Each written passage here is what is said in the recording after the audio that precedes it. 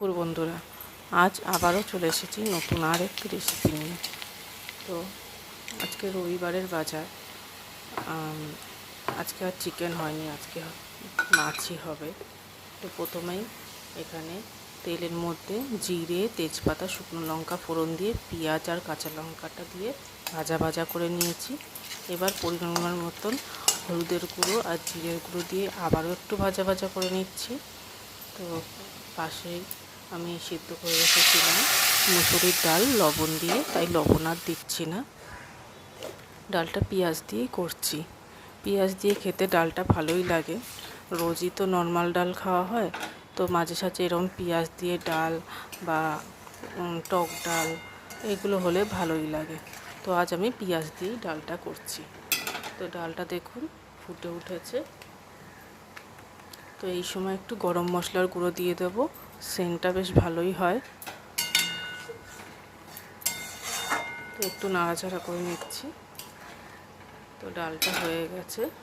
ডালটা এবার আমি একটা পাত্রে ঢেলে নিচ্ছি।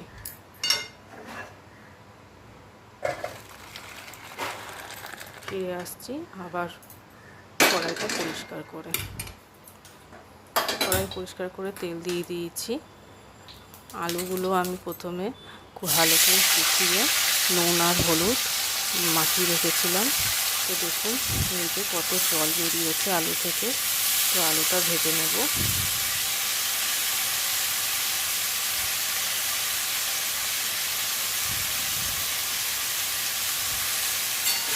একটু নাড়াচাড়া করে নিচ্ছি।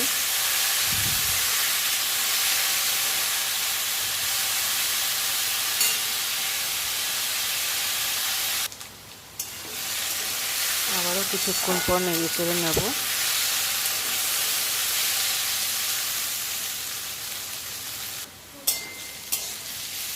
তো এইভাবে বেশ কিছুক্ষণ পর পর একটু নাড়াচাড়া করে নিচ্ছি, যাতে তলায় না পুড়ে যায়। তো দেখুন অনেকটা ভাজা ভাজা হয়ে এসছে, আর একটু ভাজবো।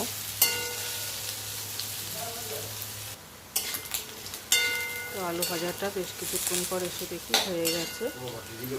এর মধ্যে অনেকবার নাড়াচাড়া করেছিলাম। তো আবারও কড়াই পরিষ্কার করে কড়াইতে তেল দিলাম।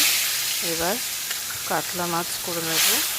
তো কাতলা মাছের পেটিগুলো আগে ভেজে নিচ্ছি।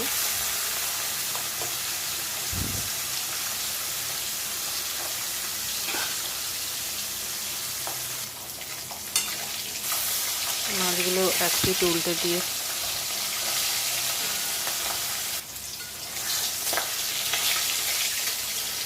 মাছগুলো উল্টে পাল্টে ভালো করে ভেজে নিয়েছি। দেখুন এবার তুলে নেব।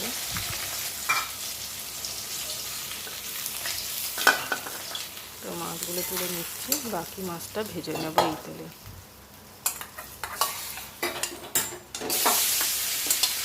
বাকি মাছটা তেলে দিয়ে দিচ্ছি।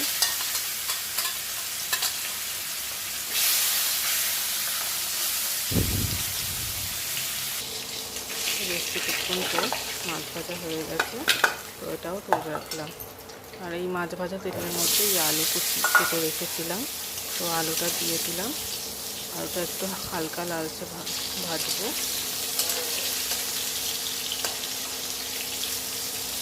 উল্টে পাল্টে এরকম ভেজে নেব। এবার এর মধ্যে একটু কালো জিরে ফোড়ন দেব,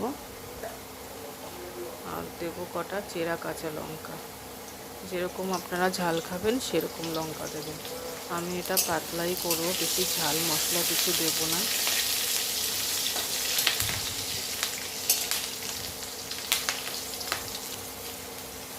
এখন একটু জল দিয়ে দিচ্ছি,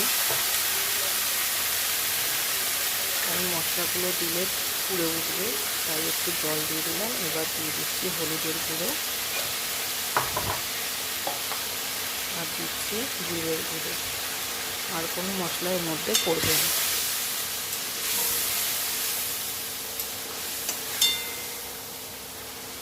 একটু নেড়ে চেড়ে নিচ্ছি। কোনো লবণ দিইনি, লবণ দেবো। তো এখন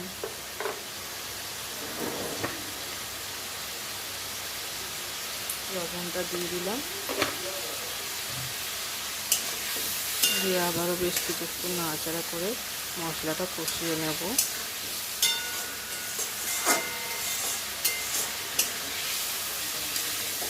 মশলাটা দেখুন কষানো হয়ে গেছে, এখন জল দিয়ে দেবো।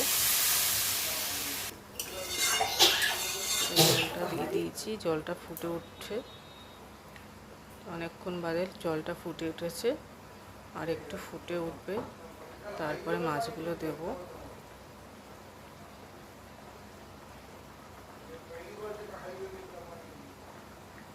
তো অনেকক্ষণ হয়ে গেল, এবার ভেজে রাখা মাছগুলো দিয়ে দিচ্ছি।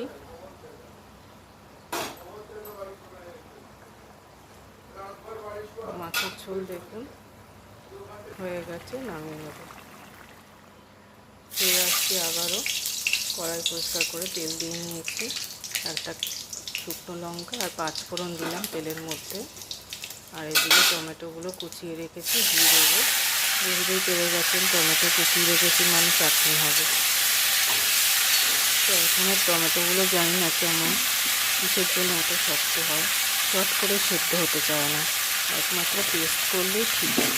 কোনো তরকারিতে দিলে চট করে সেদ্ধ হতে চায় না, শক্ত শক্ত। তো আমি এর মধ্যে সামান্য একটু লবণ দিই, নাড়াচাড়া করে দিলাম, এবার একটু ঢেকে দেবো।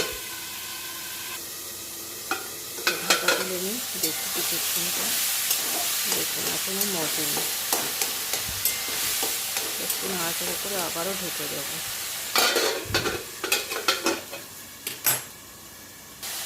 বেশ কিছুক্ষণ পর এসে দেখি একই অবস্থা। এখন আমি খুন্তি দিয়ে এটাকে ঘেটে ঘেটে দেবো।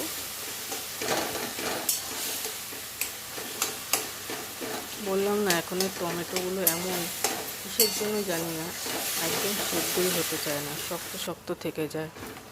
তো অনেকক্ষণ এরকম ঘেটে নেওয়ার পরে এই অবস্থা হয়েছে টমেটোটা। তো এখন এই সময় আমসত্ত্ব কুচিয়ে রেখেছিলাম একটা বাটিতে, জলে ভিজিয়ে রেখেছিলাম, সেটা দিয়ে দিলাম। আর একটু সামান্য হলুদের গুঁড়ো দিলাম, দিয়ে বেশ কিছুক্ষণ নাড়াচাড়া করে নেব।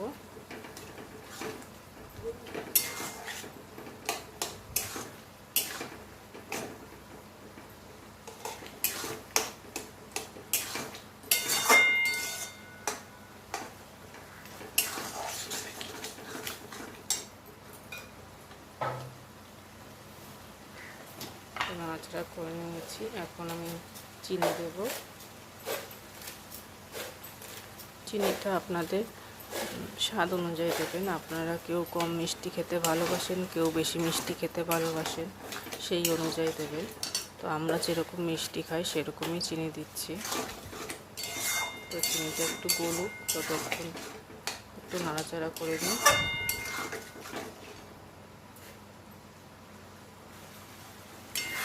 চিনিটা গলে গেছে দেখুন, চাটনিটা আমার তৈরি হয়ে গেছে, এবার নামিয়ে নেব।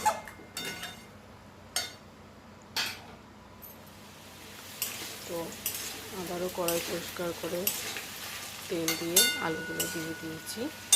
তো আলুটা ভাজা ভাজা হয়ে গেছে, এখন দিয়ে দেবো এখানে আদা, কাঁচা লঙ্কা, টমেটো পেস্ট দিয়ে ভালো করে কষিয়ে নেব।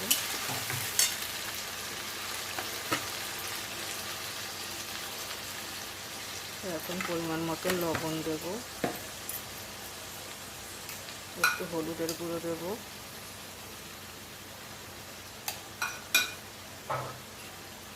আর দেবো একটু জিরের গুঁড়ো,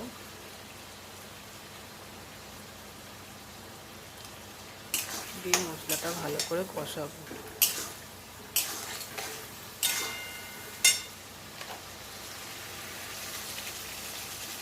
আর একটু ধনের গুঁড়োও দিয়ে দেবো।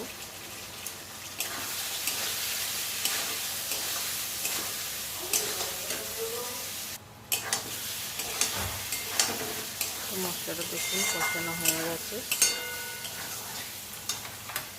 এখন বাঁধাকপি কুচিয়ে রেখেছিলাম সেটা দিয়ে দিচ্ছি।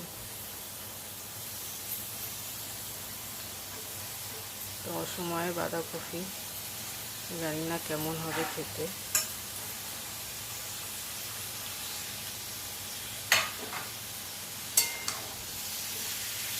তো এখন ভালো করে একটু নাড়াচাড়া করে নেব।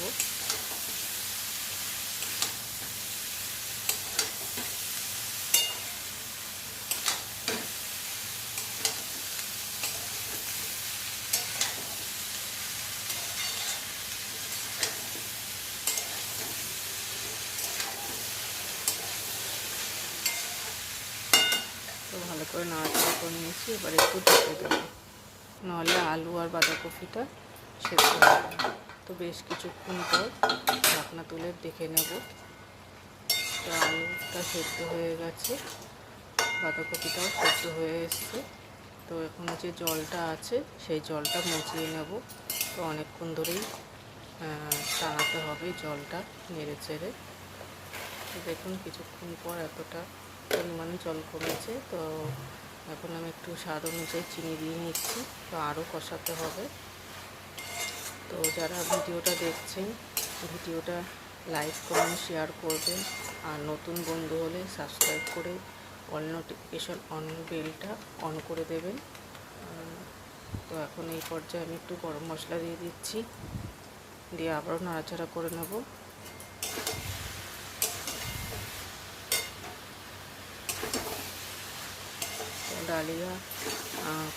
Dahlia Dutta cooking and blog চ্যানেলটাকে সবাই একটু সাবস্ক্রাইব করে দেবে।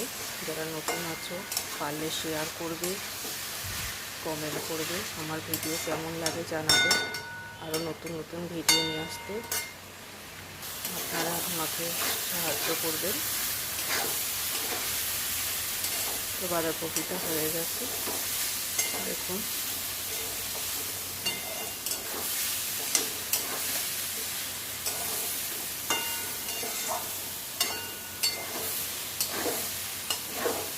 কচু শাক আর বাঁধাকপি যত মজাবো তত বেশি ভালো লাগে খেতে। দুটোই অনেক সময় নিয়ে করতে হয়।